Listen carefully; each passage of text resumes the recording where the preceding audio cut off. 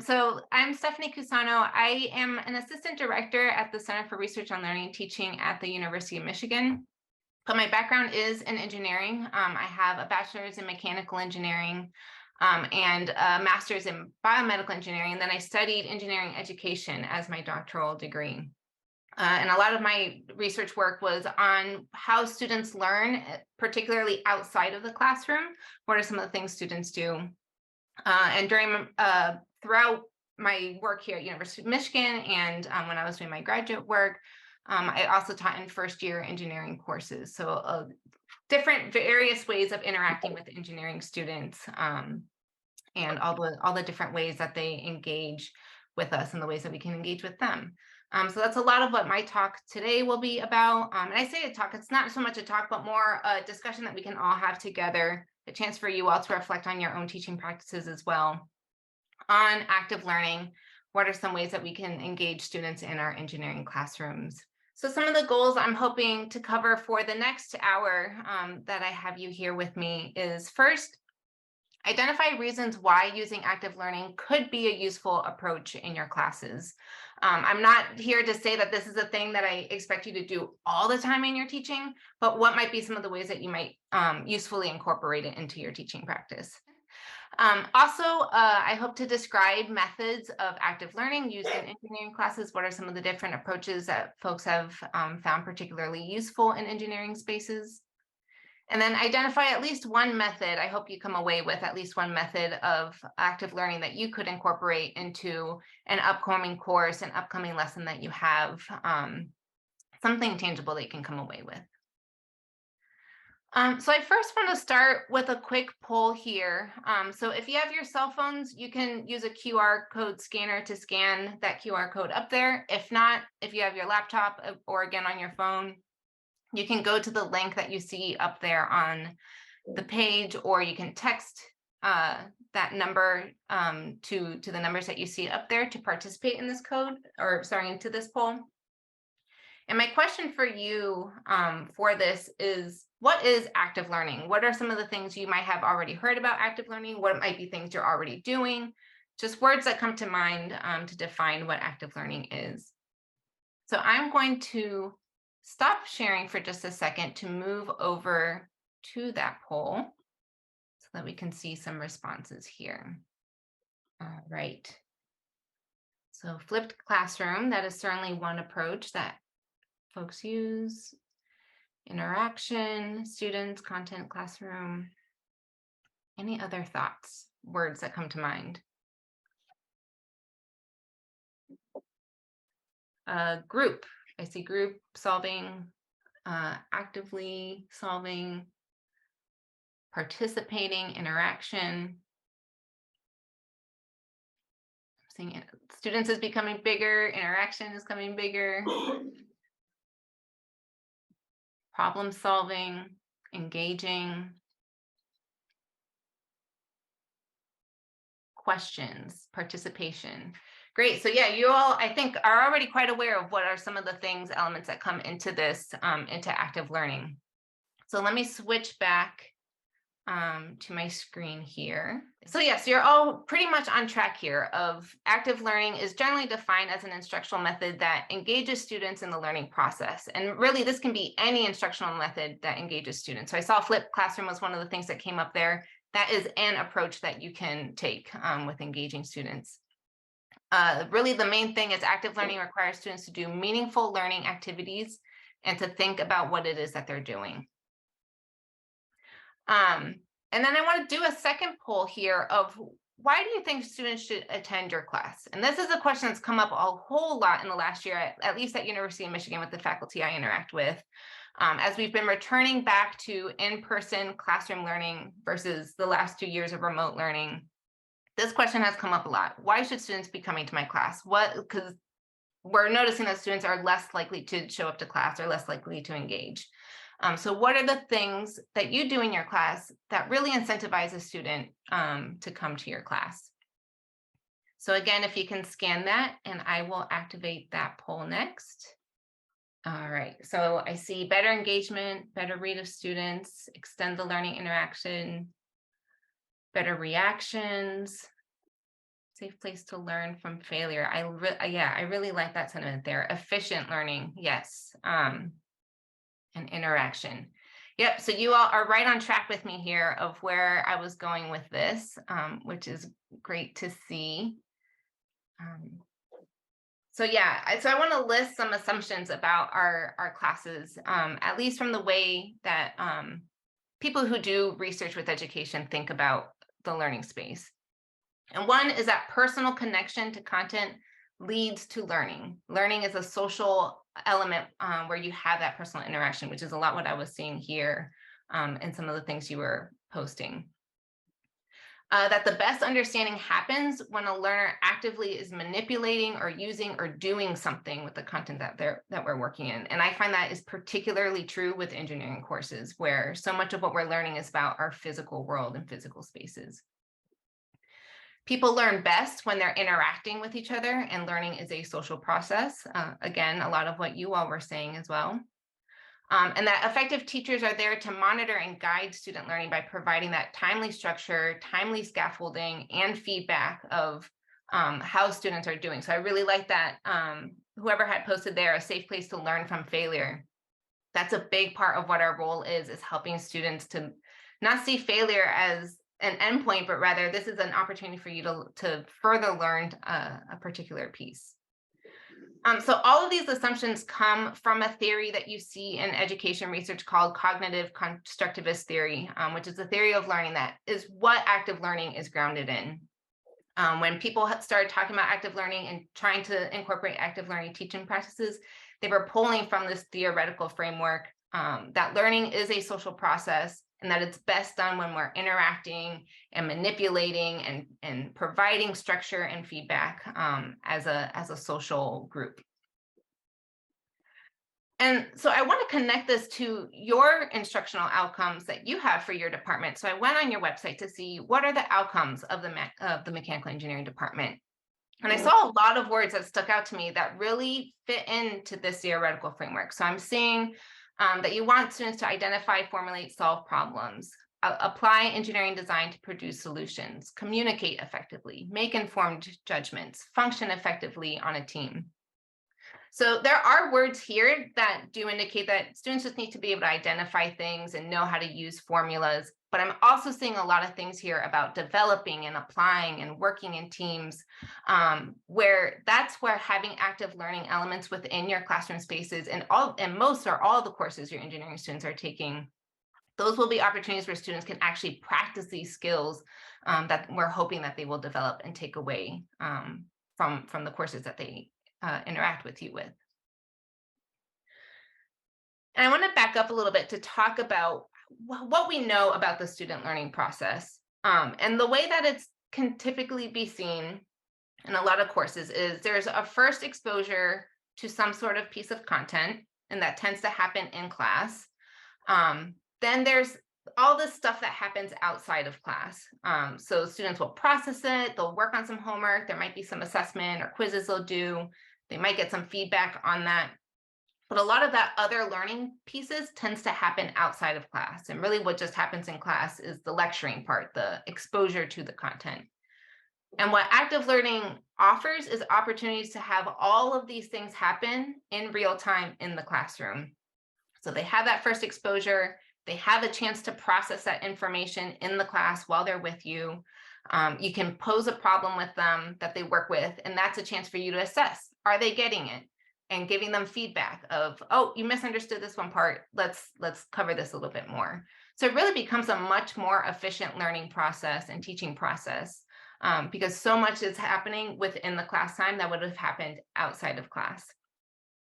And that's not to say that there's still not things that can be done outside of class. There still can be homework, there still can be outside quizzes and those sorts of things, but rather having some balance where you have both in and out of class opportunities for that type of learning process.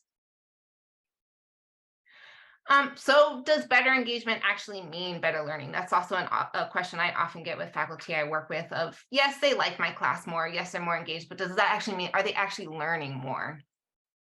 And that's where I lean a lot on the research, where there has been a lot of research done in the last 10 to 15 years about active learning that says, yes, indeed, learning does happen.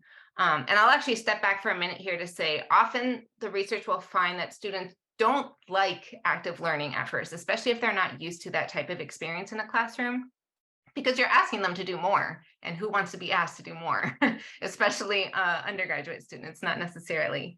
So it can be a little off-putting for them at first, but they do learn. There are objective measures of learning that show that they are in fact learning more, even if they're feeling more uncomfortable about what's happening in the class.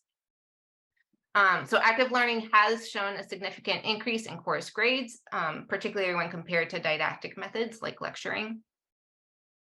Active learning positively affects student motivation, and motivation is a key learning characteristic that ties to attention and memory consolidation, which again are key elements of learning. Hands-on, integrative, and collaborative learning experiences do lead to high levels of student achievement and personal development. And students do learn more when they're taking part in classes that employ active learning strategies. As I was saying before, even when students are feeling like they learn more when they're being lectured at, because they're kind of passively sitting there, supposedly soaking up like sponges all the information. But what the research has shown is it's actually better when they are doing these active learning strategies. And oftentimes what happens, part of why students think they're not learning more is because really they're surfacing a lot more things that they don't know that they didn't know. And usually that is what tends to happen in the middle of an exam, is when they find out, oh, I didn't know this thing I thought I knew, or I didn't even know I needed to know this thing. So rather than having them find out in the middle of an exam, it's better to have these things happen in the classroom space where you have a chance to give them that feedback. So hopefully that was a whole lot of information about why do active learning. So now I'm going to move into how to do the active learning. So here's just a list of just a few of active learning examples. There are many more in the handout that hopefully you all have gotten a chance to get a copy of. And if not, we can also get some digital versions available to you as well. But some of these examples that are listed here, they're in order of increasing complexity. So there's some really quick, easy things that you can do starting tomorrow if you wanted to in your class. So one is clarification pause. So as you're going through the lecture material, pausing for a conscious set of amount of time, 2 to 5 minutes, of asking students, I've said this thing, think about it now. Or you can pose a question and then ask students, what questions do you have about this? Or what else seems confusing to you about this thing? So that's a really quick and easy one that a lot of you might already be doing. Polling is another very easy, quick thing to do. I modeled what that could look like in here. If you use, I was using Poll Everywhere, which is a free tool, but there are many other polling tools out there that you could use, where you just ask like a quiz type of question for the class, ask students to submit their responses, and then you can kind of see, are most of them getting it, some of them getting it, and it gives you some real-time feedback too about what you might want to spend more time on. Moving up in order and complexity, we have something like Think, Pair, Share, where you pose a question, ask students to think about it for a minute or two on their own, turn to someone that they're sitting next to talk about it for a couple minutes, and then do a full group. Would someone like to share what their answer was? And you can have a full group explanation about that answer. And then you start to get more into the more complex activities that would take a little bit more of planning ahead of time for, and those are cooperative groups. So you can put students into groups of 3 to 5 and ask them to work through a set of more complex problems, and giving them a significant amount of time to work on that. And you could circulate around the room, or if you have teaching aides with you, they can circulate around the room, answer questions in that way. And then there's simulations too, which I think simulations, depending on the course you're teaching, could fit really well with engineering, since so much of what we do does have physical elements to it, where students have a chance to observe and investigate a particular concept that you're trying to cover in class. So those are just a few examples. I wanted to put into context what some of these might look like in a mechanical engineering course. I think most of these would come from something like a statics course. So the first is something that you could do either clarification pause, polling, or a think, pair, share. You could present a multiple choice question like the one you see up at the top there, and have students think about why are some of the answers correct? Why would some of the answers be incorrect? Or if you wanted to be a really quick thing, you could just do a poll of A, B, C, D, E, which one is the correct answer, and discuss further from there. Moving up in the order complexity of those examples, you could do a think, pair, share activity or a cooperative group activity, giving them a question, like the question you see here: determine the forces in the members and select the sizes of the wood members so that the truss is safe and costs the least. I think that piece of the cost the least makes the question just a bit more complex to have students think about what are the different concepts that come into play here? How do we make decisions here? Where it could be helpful to have a think, pair, share, or a cooperative group think through a question like that. And then here's an example of something you could do with a cooperative group, or if you have the materials available to you, you could even do a simulation like this, where you ask students to design an arrangement of pulleys that will lift heavy loads with the least effort, and have them think through why is that the case, or have them talk through the process of how they determine that. So these are all questions that you might already be asking your students either in homeworks or exams.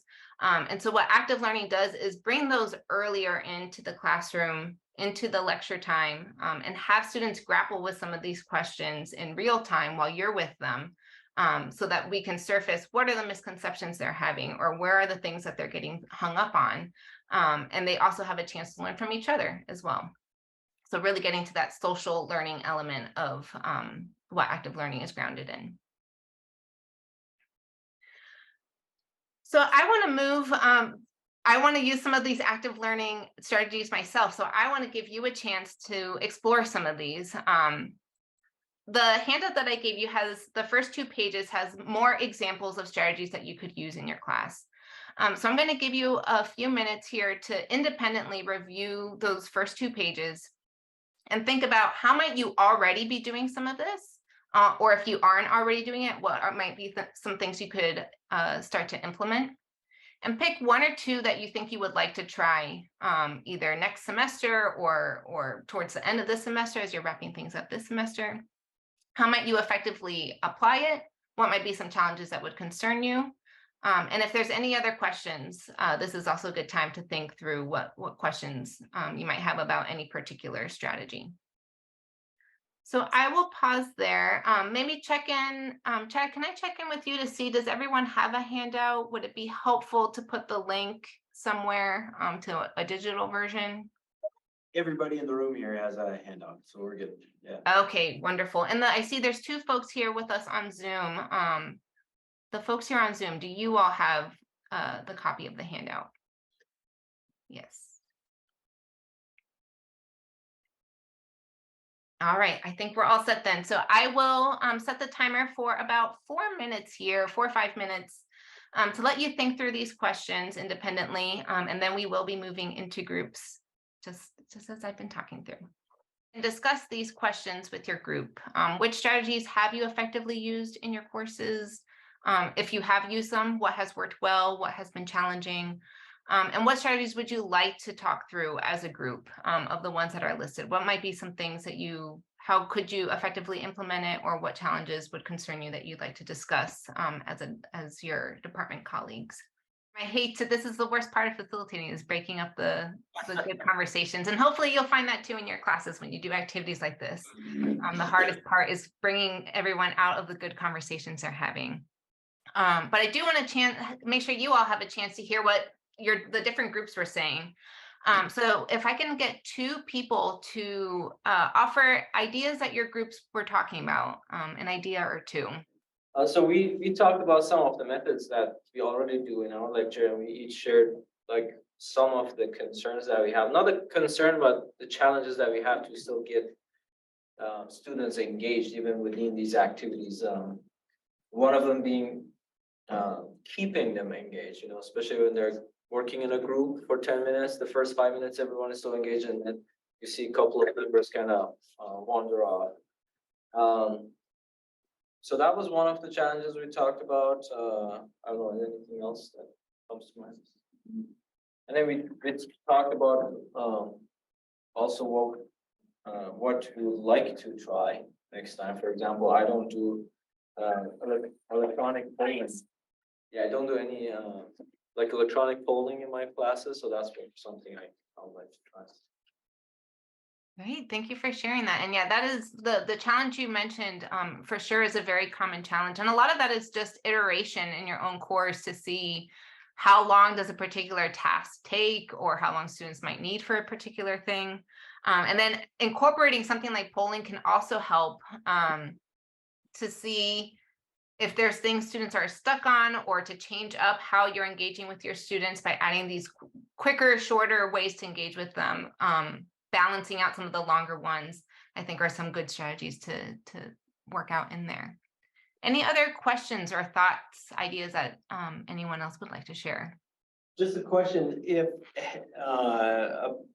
throughout your research, if you have some participant or some students that are not willing to participate, what is more effective, a stick or a carrot type of approach?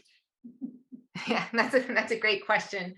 I would say more of the carrot type of approach. I think it's really easy to get caught up with the one or two students who don't want to get there, but if you see that the majority of your students are engaging and are participating in it, I would try to really focus on those students who are participating in it. And in a lot of ways, the carrot is going to be their success in your course, because they will have had those opportunities to practice and ask questions and all of that. If it's more widespread, if it's not just the one or two students, but it's most students are not engaging, that might just be that the activity is not sparking the curiosity that they might have about that particular content. And so then taking a different approach with it. My go-to, the one that seems to work almost every time, is a good think, pair, share, because it forces them to think independently. They get a chance to try it out with a person next to them, and it only takes a couple minutes. And so that's one that almost always you have to engage, because there's someone next to you asking you a question, and you're not going to just kind of blow them off in that class.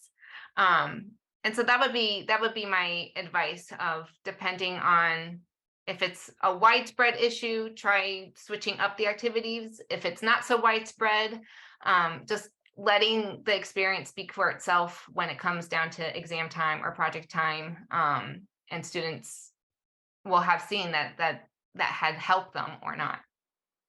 But yeah, that's a really great question.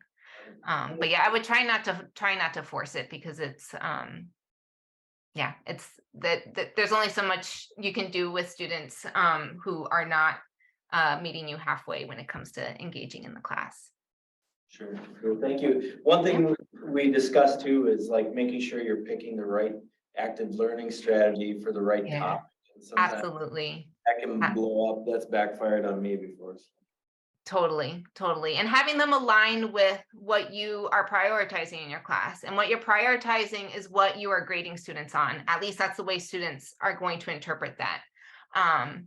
And so if the activities you do in class are really very different from what they have to do in homework or what they have to do in exam, they're going to be less willing to engage, because they're not going to see, well, why am I doing, what's the point of this? We don't do this anywhere else. So if they don't see that alignment, they're going to be less likely to engage. So yeah, thank you for bringing that point. That's spot on. So some other common concerns, a lot of this we've already covered. I'm getting the sense that you are not the crowd that I need to convince that this is a good thing to try out. But in any case, in case there's any other questions here. So does it work? Yes, I shared some of the research that shows that it does promote a wider range of learning and can improve student performance. And I say research, but I also see this in practice all the time. I work with faculty all the time, not just in engineering and other disciplines too. And it's very effective to engage with our students in this way. And it makes it for a much more enjoyable teaching experience too, because you get to interact with students, get to have that social aspect of it that I think a lot of us missed when everything went remote. Does it always work? No, and I think you all have pointed to this, that there are a lot of times where if it's not designed correctly or implemented in an ineffective way, it's not going to work. Just like a lecture would. Not all of our lectures land on our students, and so it's just a matter of making sure you're planning and aligning it with all the other parts that you're having students work in your class. What are some things that do make it work? So that careful, goal-driven planning, thinking about what are your course outcomes in the class, what are the other ways you're going to be formally assessing your students, and making sure you're intentional about how you implement active learning in ways that align with other parts of your class. Some active learning challenges that some of the common challenges I see are people plunging into active learning with no explanation for students, especially if it's something you haven't been doing in your class. If you suddenly start doing it now this late in the semester, it can be really jarring to students of like, you're asking me to speak up in class. I have to actually do something active in this class. It can be jarring without any sort of explanation ahead of time of this is why we're going to be doing this and this is how it's going to help you. Expecting all students to eagerly form groups for the first time that you ask them to do that. Again, if they're not used to it, when you tell them to form groups, you all were great for me today. You immediately formed groups and I appreciate that. But oftentimes I have found with students who aren't used to that, you ask them to form groups and they just are deer in headlights, don't know what to do. So it can be helpful to be ready to be very structured about like, all right, this table, 4 of you, you're a group, and provide some of that structure if you think it's going to be new for them. Making the activities too trivial can also be very off-putting for students if they don't see what the purpose of it is, or if it's too easy of a task that isn't aligned with how difficult a homework problem might be or how the exams might be. So making sure that they match with the complexity of other ways that you're asking students to do work. And also making the activities too long is also a common challenge because there are still things that you will need to lecture. I'm not going to taking active learning is not going to take the place of lecturing altogether. There will still be times where you are going to need to convey information. And so you want to make sure you have enough time that you're giving students the information they need to then be able to do a particular activity. And then calling for volunteers after every activity can also be off-putting to students because it just becomes kind of like a chore each time and they know what your routine is going to be. And so you don't have to ask for them to respond to every question that you have. It could just be that you have them talk about it in groups or you have them think about it independently, just so that they've had a chance to process whatever you've said. And then you can move on to the next thing. So they don't have to respond to every question. And that kind of falls into this of falling into a predictable routine. So if your class is becoming identical every time of you lecture 5 minutes, they do a poll for 2 minutes, lecture for 10, and then they do a group activity, and you never switch up those activities or never switch up the balance of things, it becomes a predictable routine, and then students are less, it's good to kind of keep them on their toes a little bit, keep them engaged. And all of these challenges come from this resource. And so this is actually a good chance for me to mention that there's a list of resources at the end of the handout of references that I've put into this presentation, but also other resources that I have found very helpful. In particular, at the bottom, there are some videos by a professor called Eric Mazur, who is a physics professor at Harvard, who has actual real-time demonstrations of him teaching in a class using active learning. And those are really, they're very inspiring and give really great ideas of what could this actually look like on the ground in the classroom. And so I encourage you to look those up. So I only have about 9 minutes here left, and I don't want to keep you too long, but I do want to give you a chance to think about what's your next step? So we've been together here talking about this for about an hour now. What is one thing you'd like to try next semester? I have an asterisk here of if you're going to do something right away, if you're really excited and you want to put this in your class tomorrow, proceed carefully for that reason that I said of if students aren't used to it, they're not going to respond to it as positively, most likely. So make sure you give yourself time to plan for it. Give students explanations for why you're going to be incorporating it or how it's going to be helpful for them. So just think about that carefully, not to discourage you from it, but just don't jump in right away without too much thought ahead of it. So what's one thing you'd like to try? And how could you establish expectations and guidelines for participation on the first day of class? So this is particularly true if you're thinking about your next semester. What are some things you can say on that first day of class, or things you can put into your syllabus that already sets that expectation for students of, you're not here to just sit and listen to me talk to you. You are coming to my class to participate, to contribute. We're going to be solving problems together. We're going to be working together. What are some things that you can do to establish those expectations? All right. So just some final considerations, reiterating a lot of the points I've already talked about. It's okay to start small. It can be really overwhelming to see that long list of all the things and you want to try them all right away. But it's okay if you just want to start with start putting in some think, pair, shares in your activities, or just start doing a poll every now and then. It's okay to start small, see how it works for you, and see and go from there. You can iterate from there. Begin early and transparently. Make sure you're telling students this is a thing you're going to start doing in your class, and this is why you're going to do it in your class. It's how it's going to help them. And use it frequently so that students know that that's going to be a regular aspect of their course. And give clear instructions too, especially if you're doing some of those more complex activities where you're having them go into groups. Make sure you're very clear about what is it that they're expected to do during that time, or how much time they're going to be given to do, and explaining your reasoning for it. And then afterwards, after you've done an active learning approach to your class, reflect on how it went, reflect on how it felt to teach.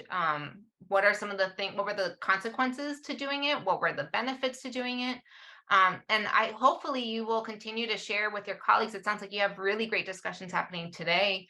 Hopefully you'll have other opportunities where you can share with your colleagues what's been working well for you, where are your challenges still with active learning strategies, and share ideas with each other of what might work better or worse for you all.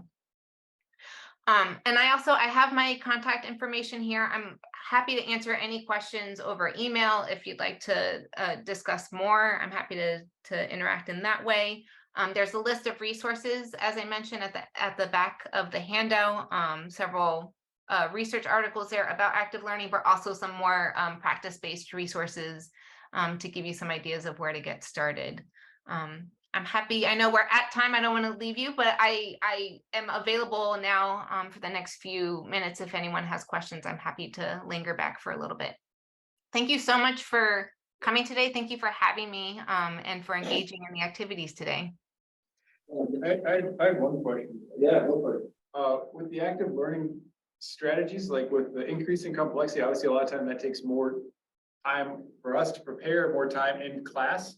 So is there a correlation between like the complexity and the effectiveness of the active learning, or is it just more of like, or is it like, I mean, is it substantially more compared, like, I mean, there's a benefit, but is it like significantly more? How is that compared to no active learning versus just doing some active learning? That's a fantastic question. And I would say, I don't know for sure, but I would say from the things I've seen, I wouldn't correlate it as more complex equals better active learning, better learning. I think it's more of doing some active learning is better than doing none.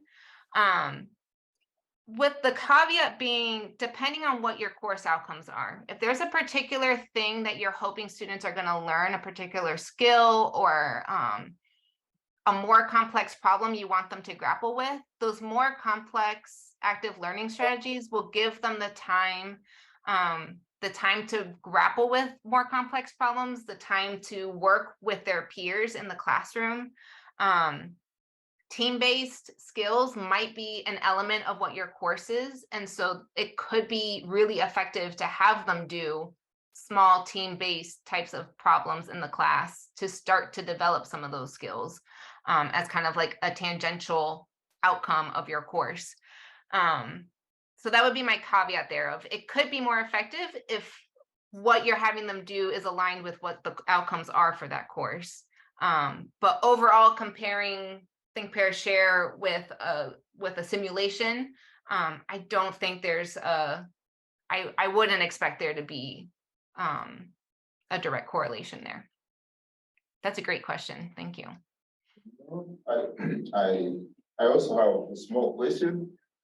a given time of 50 minutes in the class and same topic, two instructors, one using active learning, another one using traditional lecture. Have you ever evaluated the volume that, the volume of information that is transmitted? That which method transmits more volume than the other? Same volume or something? Any comparison between the two in terms of volume of information? Right, that's another good question. I haven't seen it studied in terms of volume. Studies I've seen though are when active learning happens in a class. So there's several studies where people have looked at a timeline of a given lecture, for example, a given class session, and how many times active learning was used and in what increments during that class time. And what they found was the more frequency there was, so the more spacing there was between a lecture, active learning, lecture, active learning, the more effective it was. And the reason behind that is because of our attention spans. Human attention span is notoriously very short, particularly in this day and age. And so you want a benefit of active learning is that you're interrupting that lecture time and you're recapturing students' attention when they're starting to drift off a little bit. You're bringing them back into attention because they have to do something now. And then you can go back into lecture because you're still holding their attention.